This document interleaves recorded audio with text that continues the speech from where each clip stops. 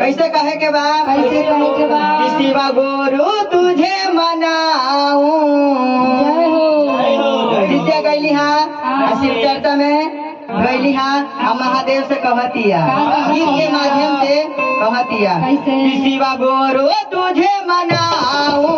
भजन सुना सुना तुझे मनाऊं भजन सुना सुना गुरु तुझे मनाऊं भजन सुना सुना गुरु तुझे मनाऊं भजन सुना सुना भजन सुना सुना भजन सुना सुना भजन सुना सुना भजन सुना सुना भजन सुना सुना भजन सुना सुना भजन सुना सुना भजन सुना सुना महादेव तुझे मनाऊं भजन सुना सुना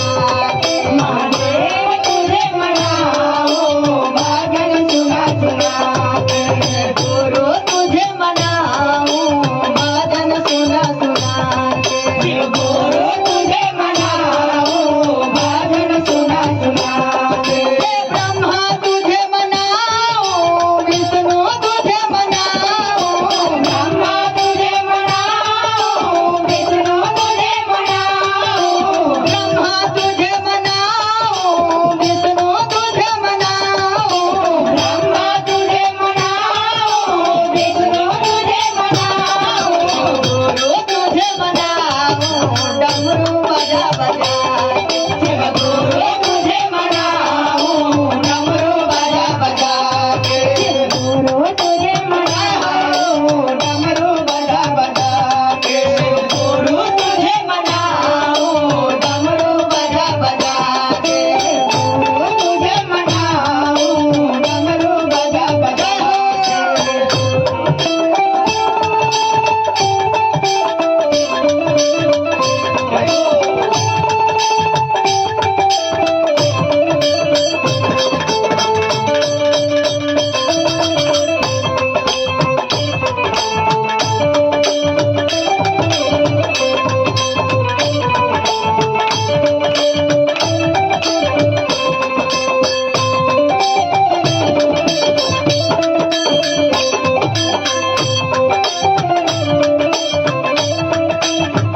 देवी तुझे मनाऊं दुर्गा तुझे मनाऊं देवी तुझे मनाऊं दुर्गा तुझे मनाऊं देवी तुझे मनाऊं दुर्गा तुझे मनाऊं देवी तुझे मनाऊं दुर्गा तुझे मनाऊं शारदा तुझे मनाऊं बीना बजा बजा के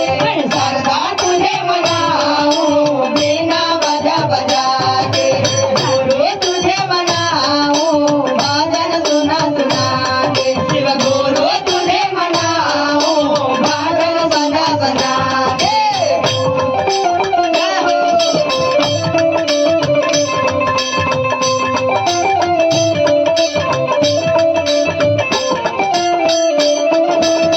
जय हो स्मिता दीदी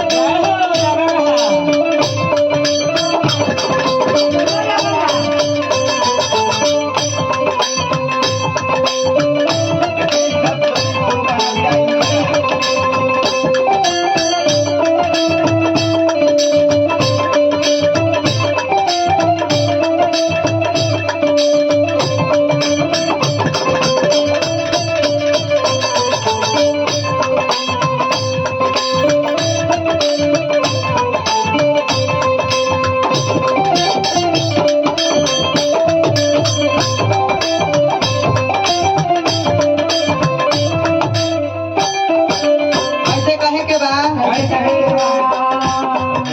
गंगा मैया के भी मनावे के बा काहे के मधुबनी वैशाली जिला देने बाढ़ आइल बा वही खातिर कहे के बा कैसे कहे के बा गंगा तुझे मनाऊं जमुना तुझे